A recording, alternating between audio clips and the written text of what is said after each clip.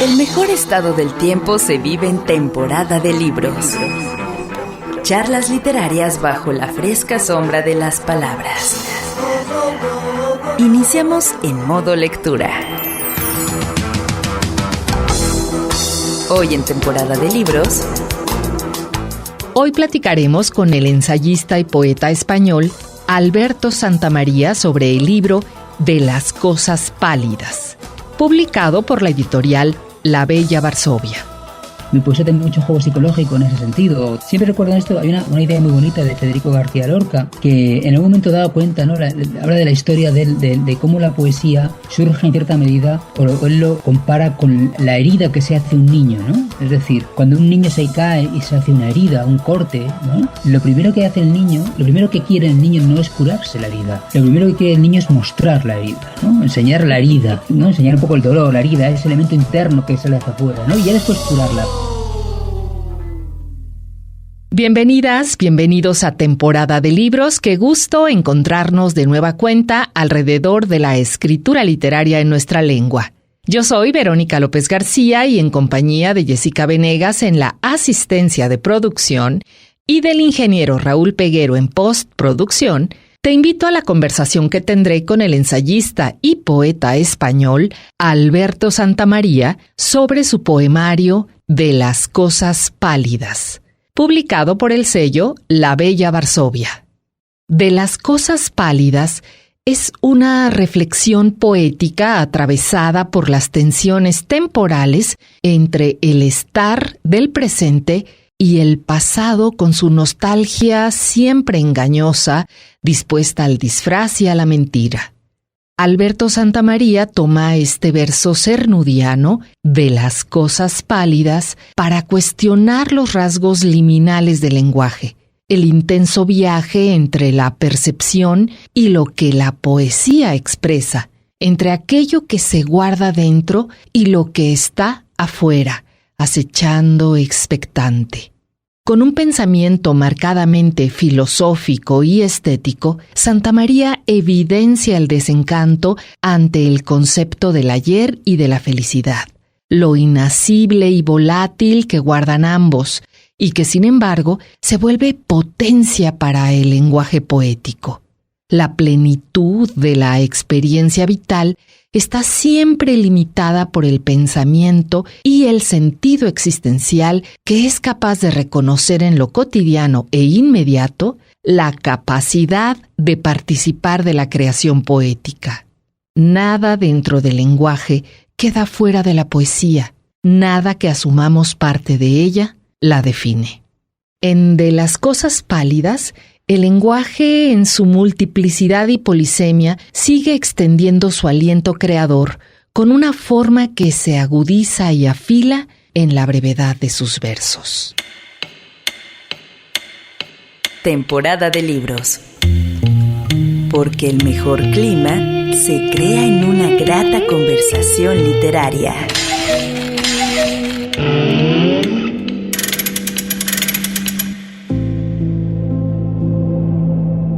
Observa lo que no entiendes, como un agujero en la pared.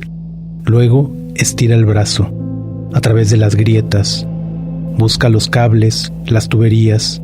Percibe la tensión nerviosa del pladur, las venas, las voces de fragilidad. Y mira el mundo de nuevo. Nada habrá cambiado salvo el paisaje. Un ojo te observa desde la pared. Siente el calambre de esta dictadura. Alberto Santamaría, De las cosas pálidas. El filósofo y poeta Alberto Santamaría Fernández nació en Torrelavega, Cantabria, España, en 1976. Es doctor en filosofía por la Universidad de Salamanca. Actualmente es profesor titular de Teoría del Arte en la Facultad de Bellas Artes de la misma institución. Santamaría ha publicado los poemarios El orden del mundo en 2003, El hombre que salió de la tarta en 2004, Notas de verano sobre ficciones del invierno en 2005 Pequeños Círculos en 2009, Interior Metafísico con Galletas en 2012 y Yo, Chatarra, etc. en 2015. Entre sus ensayos publicados destacan El idilio americano, Ensayos sobre la estética de lo sublime, que se publicó en 2005, y La vida me sienta mal, Argumentos a favor del arte romántico, previos a su triunfo, publicado en 2015. Alberto Santamaría recibió el Premio Internacional de Crítica Literaria Amado Alonso en 2008 por su ensayo El poema envenenado, tentativas sobre estética y poética. En 2025, el sello editorial La Bella Varsovia publica De las cosas pálidas, que es el poemario sobre el que charlaremos con él en esta ocasión. Porque la mejor época del año inicia cuando abres un libro. Quédate aquí, en Temporada de Libros. Bienvenido, Alberto Santamaría, a Temporada de Libros. Es la primera ocasión que tenemos la oportunidad de charlar, así que nos da mucho gusto tenerte con nosotros, y más porque vienes acompañado de tu poemario De las cosas pálidas. ¿Cómo estás, Alberto? Bienvenido. Hola, ¿qué tal? Pues muchas gracias. Encantado de poder conversar con vosotros sobre poesía y sobre lo que surja. Muy bien. Pues sí, la palabra nos ocupa aquí en Temporada de Libros, y la palabra poética pues está en el corazón, seguramente en el centro de ese corazón literario.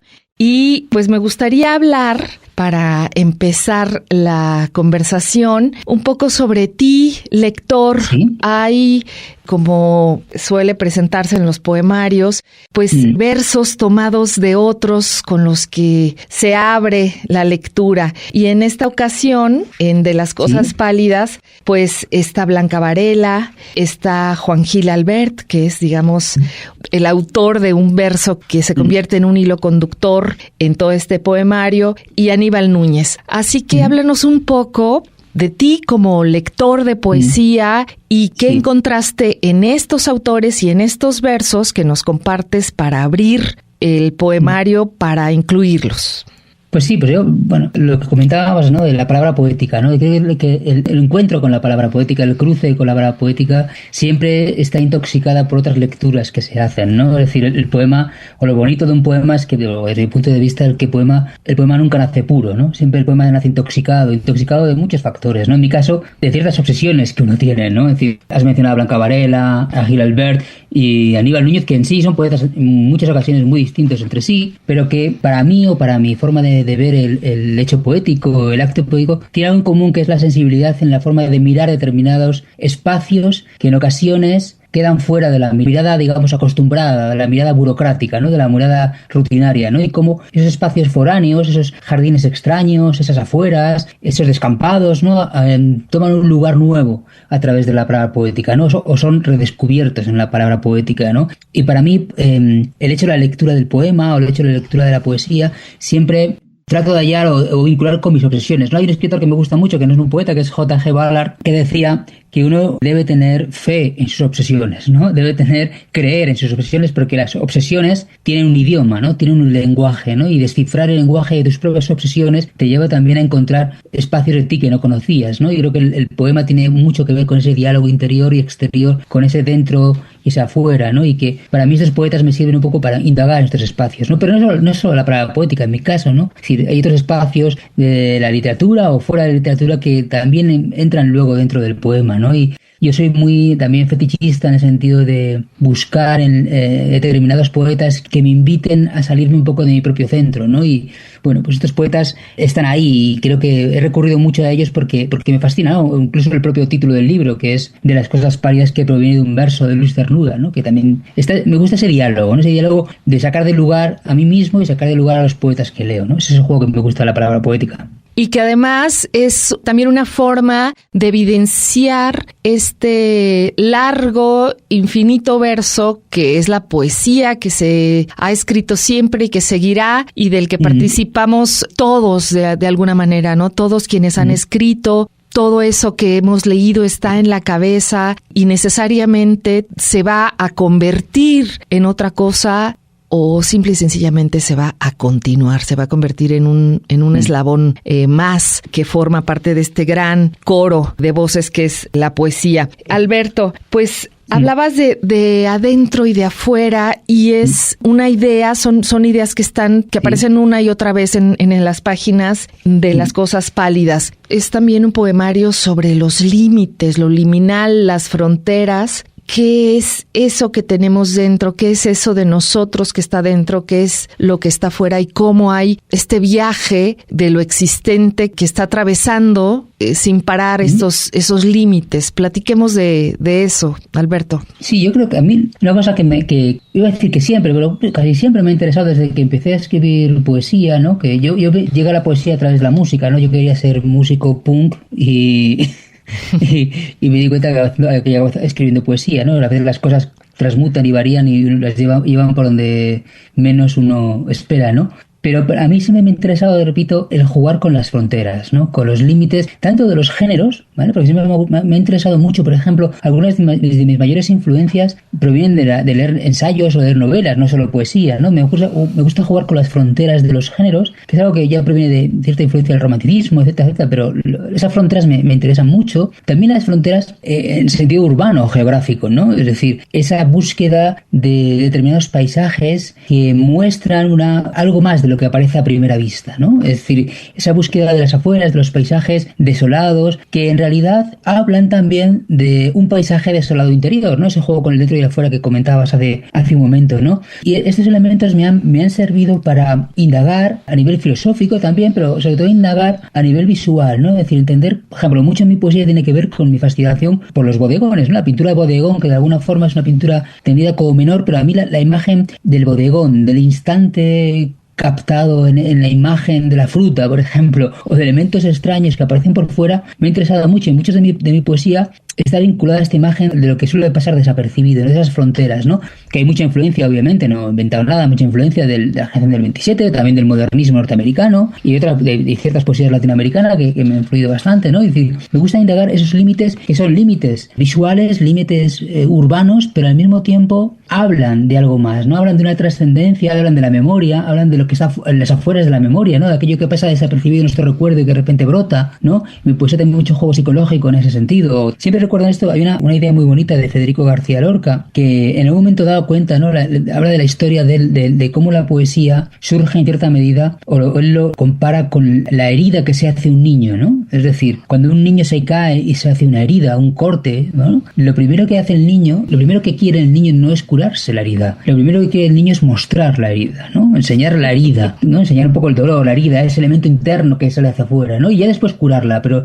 el primer impulso es mostrar esa herida, y creo que en la poesía hay mucho de ese intento de mostrar esa herida, de esa relación entre dentro y afuera, ¿no? Y creo que es un tema tradicional en la historia de la poesía, y a mí es una de las cuestiones que me han interesado mucho, ese juego con el dentro y el afuera, y cómo en ese conflicto, lo que parece normal y lo que de repente surge de lo extraño, surge de lo disonante, aparece un pensamiento que antes no estaba, ¿no? Como esa disrupción, cómo un pensamiento aparece a través de la imagen de lo que queda en las afueras, ¿no? Y creo que esas son las cuestiones que más me han interesado en el propio desarrollo de mi poesía. Palabra no es hueso, leña, hambre a deshora, es tierra quizá pisada, agujero, madriguera, piel que une deseo y sueño, sabor a reptil que se afana en unir lo que no puede. Alberto Santamaría, de Las Cosas Pálidas.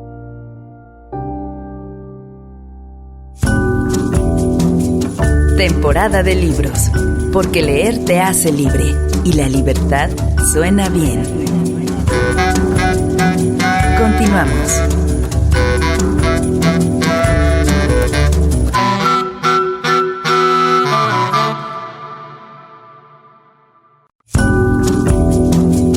Temporada de libros, porque leer te hace libre y la libertad suena bien. Volvemos.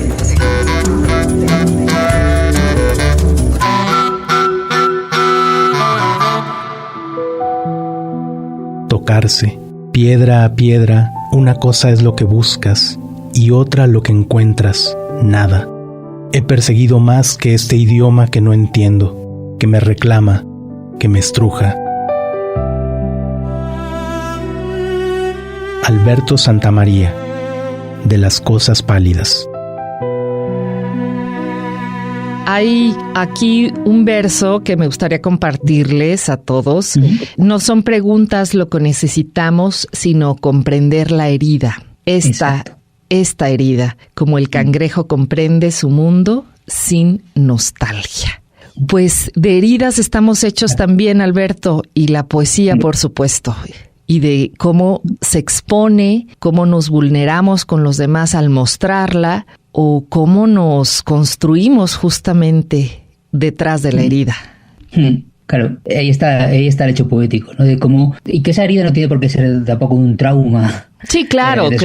¿No? Es también la forma en la que nos enfrentamos a determinados elementos que han formado parte de nuestra vida, ¿no? Como algo aparece, como algo desaparece de nuestra vida, y cómo eso se vincula también con el lenguaje poético, como el propio lenguaje poético también, es un elemento que siempre me gusta destacar, cómo el lenguaje poético en ocasiones nos desvela cosas que no estaban antes de empezar, ¿no? A mí muchas veces cuando escribo poesía me surge pues otro tipo de hablar de otras afueras, ¿no? Muchas ocasiones yo descubro de qué trata el poema a mitad del poema. Es decir, es el propio poema, el propio lenguaje poético el que me descubre la trama, por decirlo así, del poema, ¿no? Es decir, ese diálogo de cómo el propio lenguaje poético o cómo el lenguaje cotidiano y el lenguaje poético esconden, digamos, estratos, esconden elementos ocultos, digamos, que cuando se juntan, ¿no? Detonan y hacen explotar o hacen aparecer elementos que no estaban previamente en la conciencia, ¿no? Y este elemento creo que es muy interesante y es una cosa de las cosas más fascinantes de la poesía, ¿no? Que la forma en la que la poesía se sale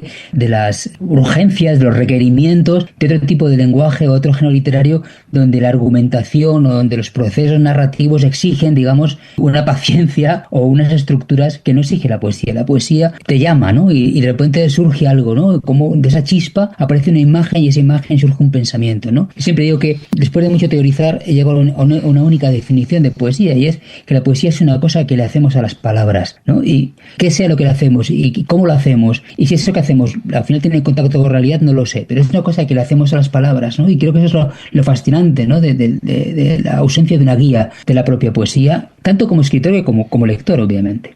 Sí, y estamos hablando del poder de la imagen a través de las palabras, de cómo aparecen, detonan o se construyen justamente con el propio lenguaje. Y nos compartías tu gusto por los bodegones, por esta naturaleza muerta, por estas imágenes tan poderosas que nos hablan de la intimidad del hogar, ¿no? De lo que está dentro, pero de lo que llega de otro lugar, que es el afuera, ¿no? Las viandas, las plantas, las flores en diferente grado, igual que las frutas de maduración, incluso de putrefacción, los insectos que pueden aparecer allí. Y luego los procesos pictóricos. Tú también eres un teórico del arte, eres filósofo y creo que estás como en el vértice justo de la creación poética con estas dos grandes plataformas. Así que me gustaría que nos hablaras un poco de esto que además está en la portada. Déjenme decirles que es muy bella, de las cosas pálidas. Es justamente un bodegón lo que ilustra a estos versos. Así que cuéntanos un poco de lo que encuentras particularmente en este género pictórico. Mira, sí, lo contaba antes y creo que eso para mí es una de las cosas más, bueno, no sé si la palabra es bonitas, ¿no? Pero las cosas más fascinantes, ¿no? A mí el bodegón me interesó, o me interesa ciertos bodegones, no todo tipo de bodegón, ¿no? Pero me interesaba el bodegón por varios motivos, ¿no? Porque siempre fue un género menor, ¿no? Y a mí eso de como contábamos a las afueras, lo que queda fuera del canon siempre me ha obsesionado, ¿no? Como decía antes con Ballard, ¿no? Y como mis obsesiones, aprendí a intentar comprender mis obsesiones y a tener fe en ellas, me indagué un poco más en el tema de los bodegones, ¿no? Y descubrí que detrás del bodegón no solo hay una especie de técnica, un juego técnico, un juego, digamos, puramente visual que ejercen los pintores en determinados momentos de la historia del arte, ¿no? Sino que también, para algunos pintores, el bodegón era un lugar de experimentación, que es un poco lo fascinante, porque parece el bodegón como algo menor, pero para muchos pintores es un elemento fascinante, no solo fascinante porque les permitía indagar en torno a la luz o en torno al color, sino también porque para muchos pintores el bodegón bodegón servía para meditar sobre el paso del tiempo, ¿no? Claro. Y para meditar no sobre el paso del tiempo, sino sobre la fugacía de la vida y sobre aquello que permanece un instante vivo y desaparece, ¿no? Creo que era Marguerite Duras la que decía, no recuerdo, cito de memoria, no sé si creo que es Marguerite Duras, pero no recuerdo si es ella, no puedo decirlo fehacientemente, pero decía aquello de que cuando la carne pudre, ¿no? El olor a podrido de la carne es como el último grito de algo que quiere estar vivo, ¿no? Es decir, como que algo que quiere estar vivo, lo último que puede hacer es oler mal, ¿no? Pues eso está también en el poema de Baudelaire, que es La carroña, ¿no? Y entonces creo que en el bodegón también, sobre todo en el bodegón que a mí que más me interesa, hay ese juego, ¿no? Esa mirada profunda, hay una profundidad sobre el paso del tiempo, sobre lo que va a desaparecer. Y en este caso, por ejemplo, la portada es del pintor francés Chardin, que es un gran bodegonista, no sé si la palabra es correcta, pintor de bodegones, pero es de un tipo de bodegón que llama mucho la atención porque parece que está, no diré mal pintado, pero sí parece como a veces está como sin terminar, ¿no? Como que la pintura no está del todo bien dispuesta en el cuadro. Y como en lugar de eso lo que hay en el fondo es un intento por parte de Chardin de reflejar esa sensación de intensidad del momento y de que aquello no está preparado, ¿no? Que la imagen parece que no está preparada, parece que es una imagen azarosa, pero al mismo tiempo esa imagen azarosa nos lleva a pensar, nos lleva a meditar sobre ese paso del tiempo, ¿no? Por eso otro gran filósofo que a mí me gusta mucho, que es Denis Diderot, le encantaban estas obras de Chardin, ¿no? Porque encontraba en ellas no el mero reflejo de una pera y una manzana, ¿no? O de un trozo de carne, sino que les daba vida en ese sentido, les hacía parecer de una forma distinta. Y trasladando y salvando las distancias, obviamente, no me considero yo un bodegonista en ese sentido, me interesa, o en este libro me ha interesado jugar con esa imagen del bodegón, con ese juego de la imagen que parece que está y que va a desaparecer, ¿no? Pero creo que en parte la función del poema siempre ha sido esa, ¿no? Desde los sonetos de Shakespeare casi, ¿no? Cuando Shakespeare hablaba constantemente, ¿no? Del fracaso que es la poesía. La poesía, lo bonito de la poesía es que en el fondo es un fracaso, ¿no? En general el arte, ¿no? Pero hablamos de la poesía, es un fracaso en la medida en que la poesía lo que quiere es retener un instante a sabiendas, sabiendo perfectamente que no va a ser capaz de retener el instante, ¿no? Sabiendo que ese instante va a desaparecer en el paso del tiempo, pero el poeta insiste constantemente en retener ese elemento que va a desaparecer. Y creo que eso es lo interesante de la poesía, y por eso me interesa también la parte del bodegón, los bodegones ya trasladados, evidentemente, una imagen poética distinta, ¿no? Pero la misión, digamos, de como poeta o como escritor de poesía me parecía muy jugosa, muy interesante, y es un poco lo que he llevado en mis últimos libros y en mi trabajo actual de poesía. Sí, y además de este asunto del tiempo, que sin lugar a dudas es una presencia, es omnipresente en lo poético, el tema también, pensando en los bodegones, está en esta idea falsa de naturalidad, de improvisación de los elementos, cuando detrás evidentemente hay una construcción compositiva, estética, ¿no? Cuidadosa, el brillo del lomo de los pescados, pues lo logro si están colocados de una manera particular y no de otra. La profundidad del espacio, pues lo da, en este caso estoy hablando de la propia portada de este bodegón, el cuerpo del gato, ¿no? El cuerpo del gato, lo que está en primer plano, su rostro, sus patas delanteras, en fin. Y la poesía también tiene que ver con esto. Hablabas de las estructuras narrativas, por ejemplo, lo que demandan y lo que pasa con lo poético. Y aquí hay mucho de eso si pensamos en esto que aparentemente es la fluidez de la palabra, de la mente, de ese pensar. Claro. Pero también hay un montón de decisiones estéticas. Platícanos. Claro, sí, perdona que te he interrumpido, ¿no? No, platícanos de esto. Vale. Pues es que es un clavo muy interesante, ¿no? Porque yo he hablado de la parte esta, pero evidentemente es digamos, es un poco la ironía, no es la ironía, ¿no? El trasfondo juguetón de la propia poesía, que te reclama muchos elementos de fluidez, como decías, o muchos elementos que parece de inspiración, ¿no? Pero la palabra me parece horrenda, ¿no? Pero de aparición de una palabra o de una serie de versos, y parece que todo nace digamos, desde el caos se ordena ello solo, ¿no? Pero no, claro, evidentemente detrás de todo esto hay un juego persistente, formal y estético, ¿no? Y como dices, hay una serie de decisiones estéticas que son las que conjugan el poema, ¿no? Y no es lo que conjugan, sino que es lo que dan la pátina final al poema, igual que el cuadro, ¿no?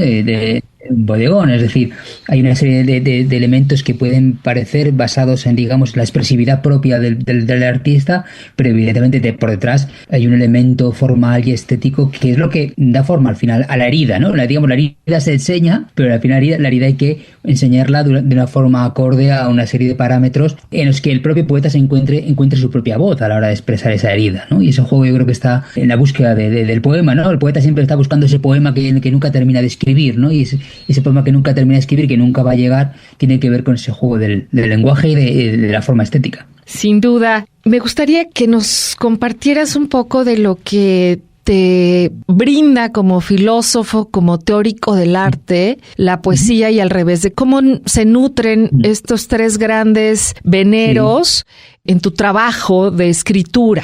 Sí, es una cuestión que me han preguntado alguna vez y siempre, o suelo pensarlo siempre que me siento como un animal bifronte, ¿no? En ocasiones, ¿no? Es decir, por un lado está el autor de poesía y por el otro lado el filósofo o el teórico del arte, ¿no? Y me he sentido cómodo pensándolo así, pero de un tiempo a esta parte pienso que esa es una respuesta bastante cómoda. Es decir, no son como dos seres separados y que trato de mantenernos a distancia. Y de un tiempo a esta parte yo creo que lo que hace, la respuesta más sincera es que hay una intoxicación y una vinculación constante, ¿no? Yo hay ocasiones, y te digo esto porque hay ocasiones en las que he empezado a escribir 4 frases de un ensayo y me he dado cuenta, o de lo que sea, y al final me he dado cuenta que dentro de eso había fuerza poética y acabó siendo un poema. Y a la inversa, ¿no? Algún verso que he empezado con un poema y lo ha acabado luego en un trabajo teórico, ¿no? Claro. Hay un juego en ocasiones que las cosas de modo han sido bastante caprichosas, ¿no? Por eso le digo que en ocasiones el lenguaje me ha guiado más que otra cosa, ¿no? Y convive, ¿no? Y creo que, si tengo que ser totalmente sincero, creo que ha sido más útil la poesía, la filosofía, que la filosofía, la poesía. Es decir, para mí, o para mi forma de entender mi trabajo, el lenguaje poético ha sido mucho más enriquecedor en mi vida, por decirlo así, que el filosófico, y creo que el yo filósofo ha aprendido más del yo poeta que al revés, ¿no? Y es un poco lo que, quizá porque ya me hago mayor, pero que es un poco lo que veo, ¿no? Y que la filosofía, pues, evidentemente me ha aportado muchas cosas, ¿no? La filosofía me puede aportar algún tipo de reflexión sobre la forma de mirar, la forma de pensar, pero a la hora de escribir poesía, creo que es el propio lenguaje poético y un contexto más abierto el que me ha permitido ser poeta, ¿no? Es decir, yo siempre, si tengo que ser claro, yo siempre cuando me preguntan me defino como poeta, ¿no? Digamos, y que escribo ensayos o escribo filosofía cuando no puedo escribir poesía. Es un poco la idea, ¿no? Que es cierto. Es decir, ha habido épocas en las que no he escrito mucha poesía o no he publicado poesía porque no había los mimbres, no había la disposición, no había no estaba en el momento, y me han salido más ensayos y he publicado varios ensayos seguidos, ¿no? Y ahora es un juego que hay una cosa bonita que me gusta, que es que no lo controlo, o creo, igual me autoengaño, pero creo que no lo controlo del todo, y eso me gusta también, ¿no? No saber lo que va a pasar, ¿no? En la confusión está el descubrimiento. Un parpadeo y un cuerpo ocupa inesperadamente lo que antes era vacío. La confusión no se elige, es un don. Desciende sobre nosotros como la tormenta. Hay un error. No hay error que no nazca del orden, dice la fruta. Como no hay sombra que no se arrepienta de su historia. Alberto Santamaría, de Las Cosas Pálidas. Temporada de libros. Porque el mejor clima se crea en una grata conversación literaria.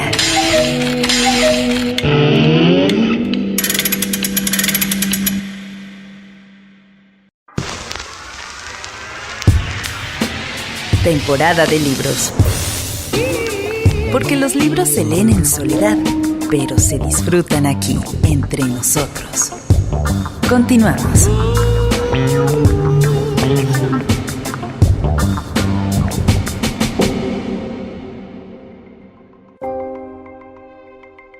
La capa de grasa sobre el cuadro es también historia. Revela un silencio hecho de tiras de cobre, palabras y arañazos, frituras de carne y calamares. Es un cuadro en el bar de una estación de autobuses. ¿Qué esperabas?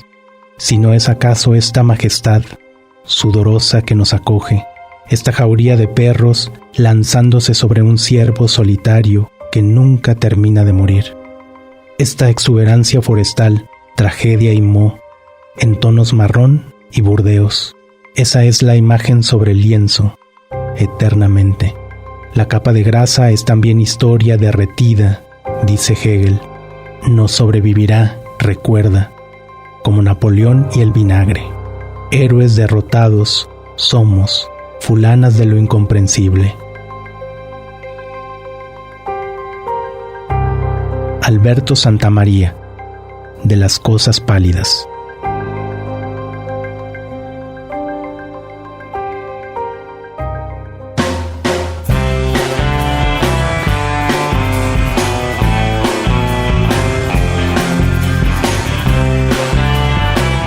Cristina y los subterráneos interpretan Pálido. Alguien te vio perdido poco antes de salir al sol, bajo el ángel caído, cantando la misma canción. Decías, algo está ardiendo, no quiero ya de lo que tengo, todos tus sueños locos, esta ciudad se los tragó. Buscas amor de esquina, sales por pies como un ladrón. Me dijeron que tenías ojos oscuros y que eran tristes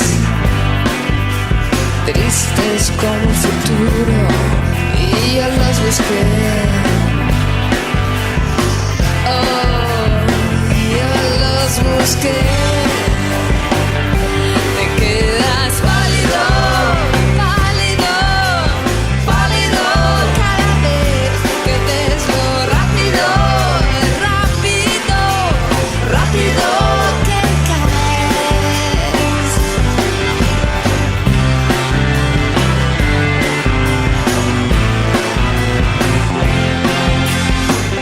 Te vio aullando a la luna desde el tren, con una buena mano también se puede perder.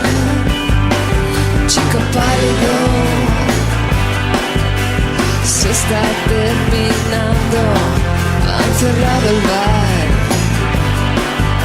y tú sigues bailando. Ya no te duele,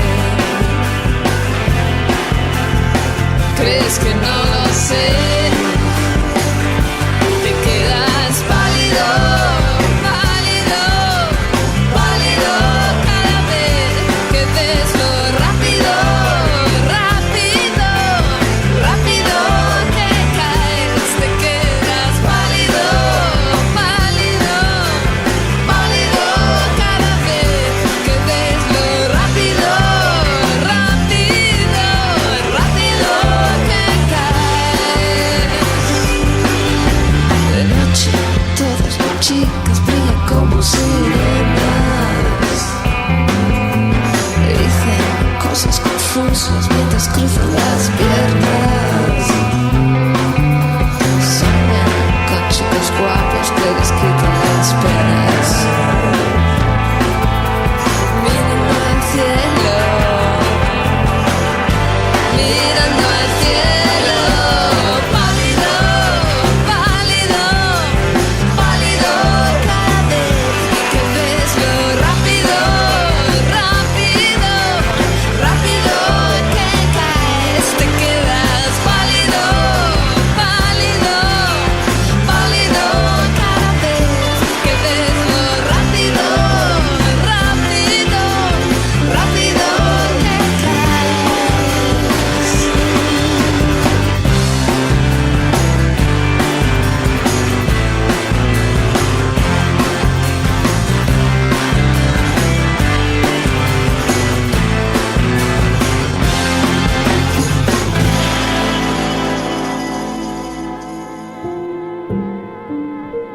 Esta tarde de domingo Carece de biografía.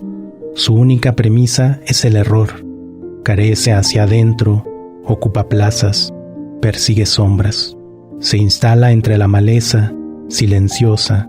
Ahora olvida el qué de lo urgente. Rompe el cómo y entra en el mar, inmensa noche. Alberto Santamaría, de Las Cosas Pálidas. Oye, y también la poesía, lo sabemos, habla de lo inmediato, de esto que a veces y tristemente es compartido, a veces no, pero y no me refiero a la tragedia épica, sino a lo más cercano y triste en la poesía. De pronto aparecen asuntos como la economía, el narco, estas palabras que hablan de universos que parecen todo menos poético y que sin embargo nos apelan, nos confrontan y se vuelven en en un imán que nos permite eso que busca en este caso este poemario, o que consigue, que es estar, ¿no? Es llegar a este presente. Háblanos un poco de ese otro mundo que no solemos relacionar con lo poético y que sin embargo tiene esa potencia. Mira, hay una cosa que me gusta comentar, o me gusta decir cuando hablo de poesía, ¿no? Las charlas y demás, que es que hay algo interesante en el poema, que es cuando lo que podemos llamar el clima del poema, ¿no? El poema se crea un propio clima, ¿no? Como si fuera un propio idioma, un propio territorio, ¿no? Y dentro de ese territorio se crea un clima, ¿no? Y dentro de ese clima no existen las palabras más o menos poéticas, ¿no? No es más poético una rosa que un arco, ¿vale? Claro. Por decirlo de un modo a lo bruto, ¿no?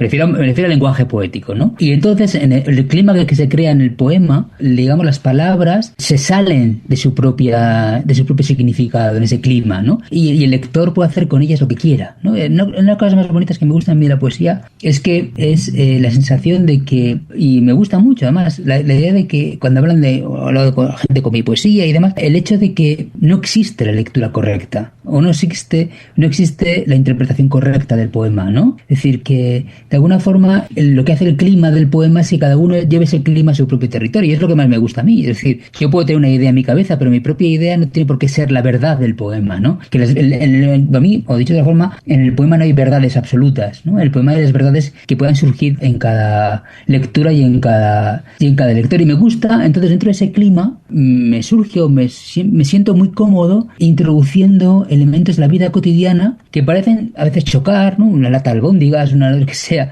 que parecen chocar con lo que es una estructura de poema, pero en el contexto del clima del poema tiene un sentido y le otorga un camino al poema que el lector puede jugar con él, ¿no? Y creo que forma parte de esa poética en la que, insisto, creo que es interesante ver el poema o ver el lenguaje poético como un campo enorme de posibilidades, ¿no? Es decir, el lenguaje no es lo poético, el lenguaje en realidad, ¿no? Ver el lenguaje como un campo lleno de posibilidades y donde todo tiene cabida. Dentro de un poema, lo bonito que tiene un poema es que todo tiene cabida. La forma es encontrar la forma de que todo tenga cabida, ¿no? Pero todo puede tener cabida en el poema. Y creo que es un poco lo fascinante del lenguaje del poema, y que en realidad tiene que ver con esa fascinación. Lo comentabas al principio, que hay un verso que se repite, ¿no? Que es el verso de estar es todo, ¿no? Y que, aunque no parece que tenga conexión, para mí tiene una conexión, digamos, precisa, ¿no?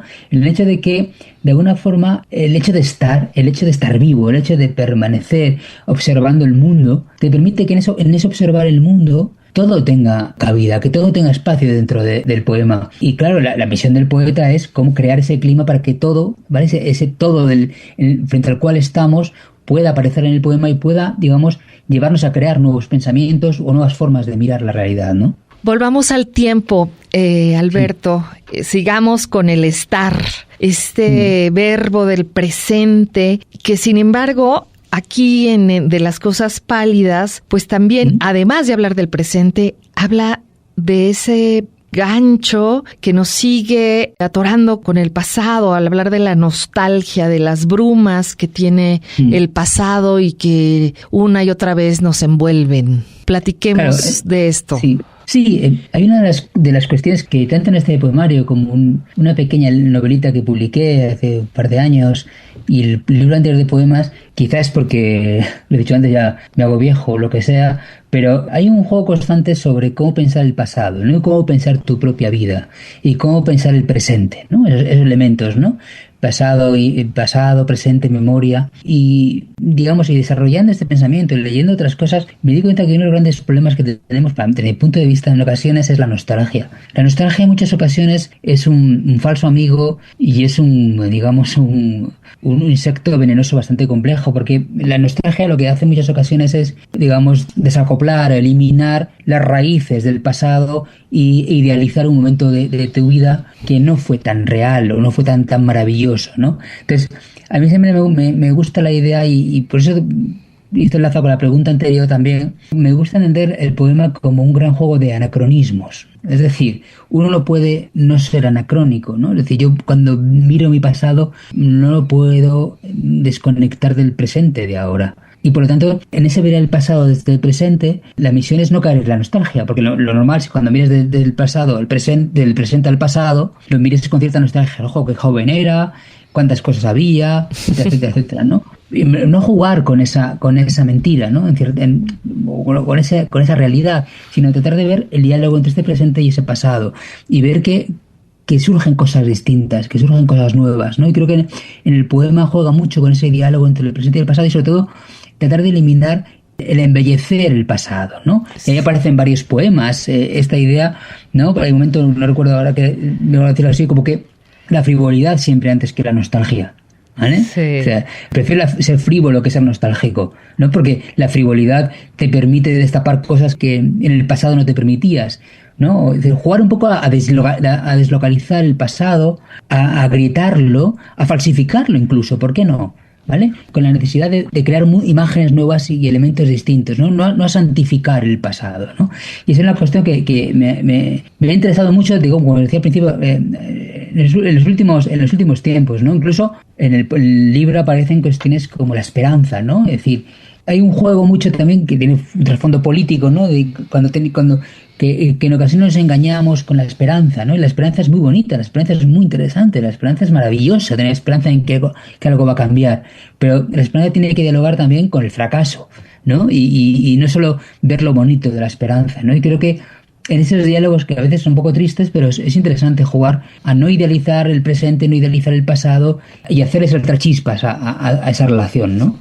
Y en ocasiones, bueno, con delirios incluso, ¿no? Pero me gusta desde la poesía jugar a dialogar el presente y el pasado. Y en este libro hay diálogos con mi padre, diálogos con mi familia, es decir, que están luego, digamos, disfrazados también, ¿no? Pero jugar a pensar en esos elementos, pero buscando no hallar la idealización, porque yo cuando veo, a mí me gusta mucho la poesía, leo toda la poesía que pueda, ¿no? Pero hay determinados poetas que les encanta idealizar el pasado. Sí. Les encanta cuando yo tenía 20 y salía al campo y lo bello que era todo, no como ahora que hay coches, ¿no? Y entonces lo de antes era maravilloso y ahora es horrible. Digo, pues lo de antes no era ni maravilloso, ni lo de ahora es maravilloso, ni tampoco es horrible, ¿no? Hay que saber ponerlo a dialogar, ¿no? Y es un poco lo que a mí me interesa, ¿no? Ese diálogo entre el presente y el pasado, ¿no? Y incluso eso, jugando a hacerlo delirar o hacerlo saltar por los aires, ¿no? La manera de huir define el horizonte. Atravieso el paisaje. La vaca pasta sobre una categoría, dice el filósofo. Da un mordisco al lenguaje para crear un orden en la naturaleza. Aquí te espero. Alberto Santamaría, de las cosas pálidas.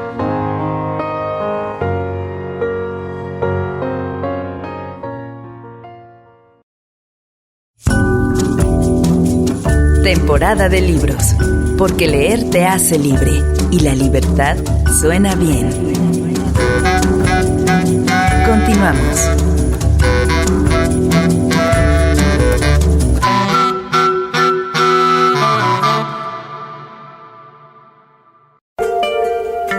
Temporada de libros, porque las lecturas también se platican. Volvemos.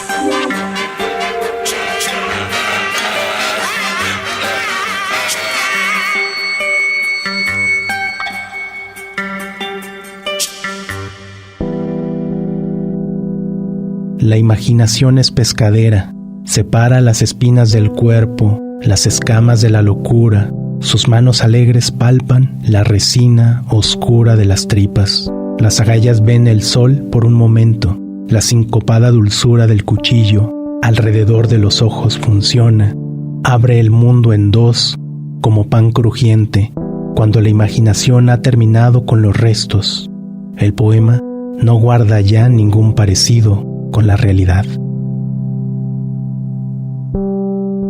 Alberto Santamaría, de las cosas pálidas.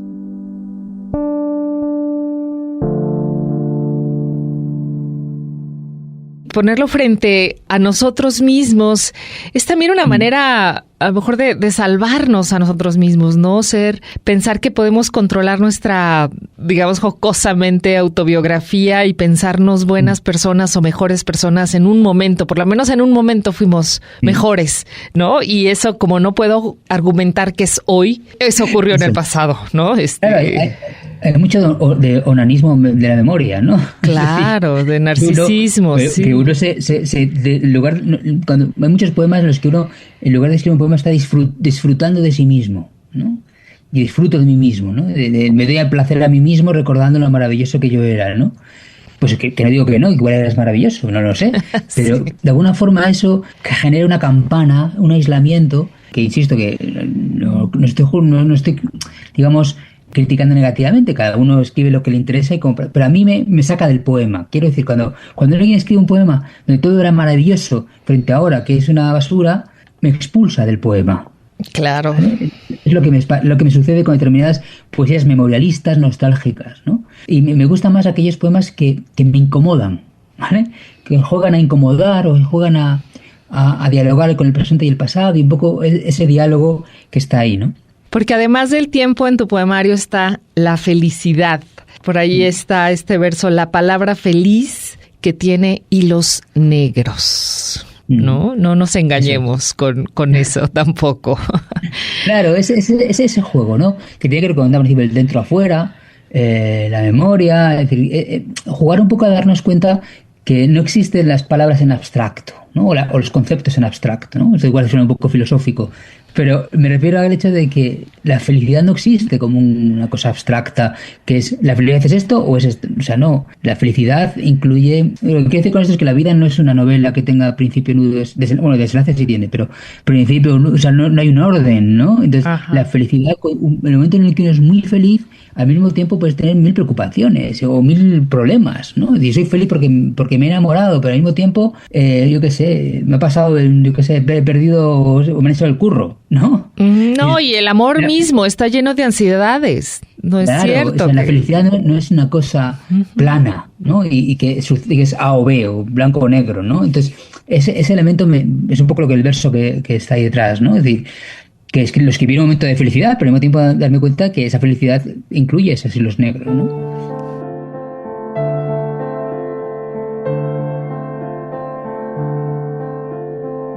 ¿En qué momento la imagen es vacío y es presencia? No lo sé. De cerca, intuir es preferible a comprender. Por eso, miramos el mar o la hierba, como se contempla un cuerpo en la memoria, sin precisar el ritmo, la melodía, la intensidad.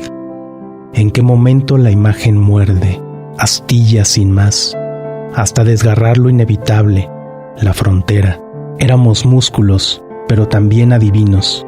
Pierde, dice el refrán, y aprenderás a buscar.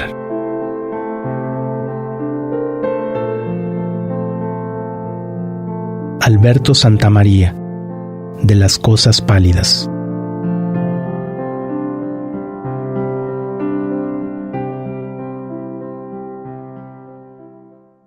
Pues Alberto, un placer conversar contigo.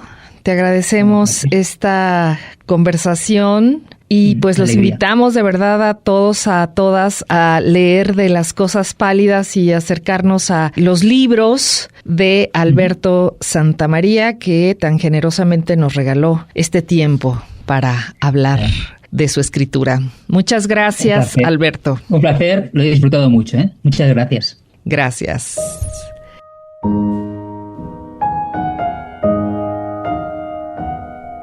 La vida tenía otra forma. No había campanarios, ni piedras, y los pájaros no se detenían ni posaban como humo sobre estos largos canalones de metal oxidado. La vida tenía otra forma, la tuya y la mía. No hay futuro en este barrio, decía una voz junto a la furgoneta de los helados. La vida tenía otra forma, algo así como una detonación inesperada.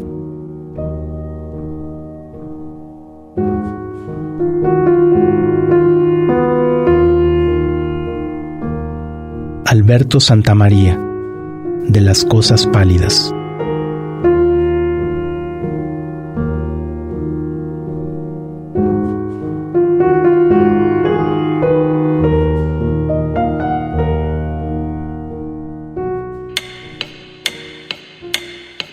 Temporada de libros. Porque el mejor clima se crea en una grata conversación literaria.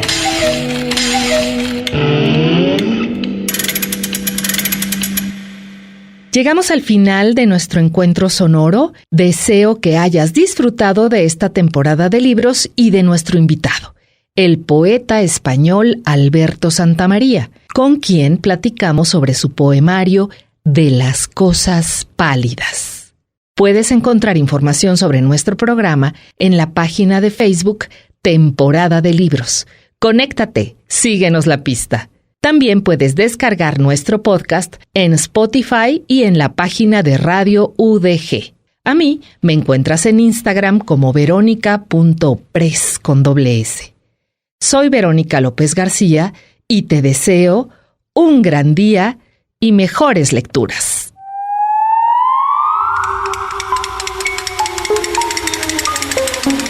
Gracias por acompañarnos a cosechar los mejores frutos literarios.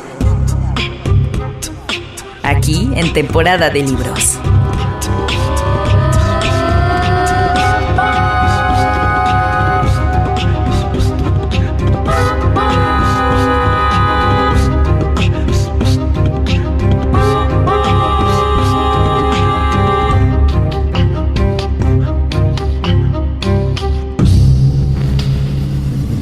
Temporada de Libros.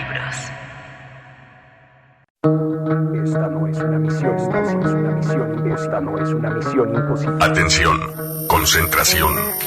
Esta no es una misión imposible. Si te quedaste sin escuchar alguno de tus programas preferidos, no te preocupes. En www.radio.udg.mx tienes acceso al podcast en todo momento. Ya lo sabes, en todo momento. Este mensaje se autodestruirá.